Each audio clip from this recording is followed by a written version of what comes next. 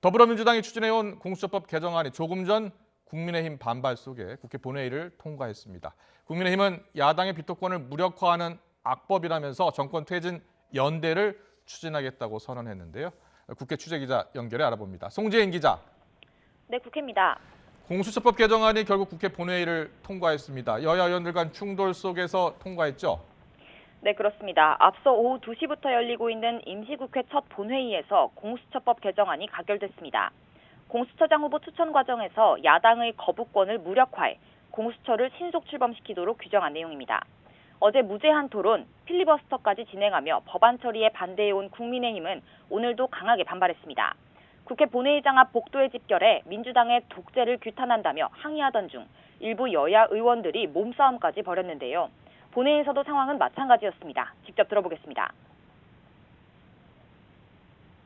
거대 여당은 대려 파시즘 우려가 나올 정도로 독성과 독주를 몰아치는 형국입니다. 제안 설명하고 있습니다. 네, 이렇게 막판까지 여야의 거센 갈등 끝에 결국 공수처법이 본회의를 통과한 겁니다. 여기에 공수처 운영을 뒷받침하는 후속 법안 12건도 최종 통과되면서 공수처 출범이 가시화됐는데요. 민주당은 곧장 공수처장 후보 추천 절차에 다시 돌입해 이번 달 출범을 목표로 박차를 가하겠다는 계획입니다. 이와 함께 세월호 참사 진상규명 특검 임명 요청안도 국회 본회의에서 통과됐습니다. 지난 9월 사회적 참사 특별조사위원회가 세월호 참사 당시 선체 내부를 촬영한 CCTV 영상이 조작됐다며 국회에 특검을 요청한 건입니다. 이에 따라 세월호 참사 진상규명 특검도 조만간 임명 절차에 들어갈 것으로 보입니다. 네, 반면 국가정보원법 개정안은 오늘 처리되지 못하는 거죠?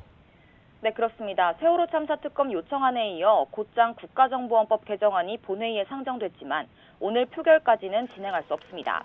국민의힘이 공수처법 때와 마찬가지로 민주당의 쟁점 법안 일방 처리에 동의할 수 없다며 무제한 토론을 신청했기 때문인데요. 앞서 오후 3시쯤부터 국민의힘 이철규 의원이 1번 주자로 나섰습니다. 국가정보원의 대공수사권을 경찰로 이관하는 내용의 국정원법에 반대하는 무제한 토론이 시작된 겁니다. 국민의힘 의원들은 차례대로 나설 예정이지만 법안 처리를 완전히 차단할 수는 없을 것으로 보입니다. 민주당을 포함해 법여권 180명만 뜻을 모으면 토론을 강제 종료시킬 수 있기 때문인데요. 민주당은 본래 무제한 토론 최소 시간인 24시간이 끝나는 대로 토론을 강제 종결시키고 표결을 진행하겠다는 계획이었지만 조금 전 계획을 바꿔 토론 시간을 24시간보다 더 보장해주기로 했다고 밝혔습니다. 무제한 토론을 하기에 24시간은 충분하지 않다는 국민의힘 측의 요청을 받아들였다고 설명했습니다. 이에 따라 내일 본회의에서 처리될 것으로 전망됐던 국가정보원법은 이후 민주당이 무제한 토론 종결을 요청하는 시간에 따라 본회의 표결에 붙여질 것으로 보입니다.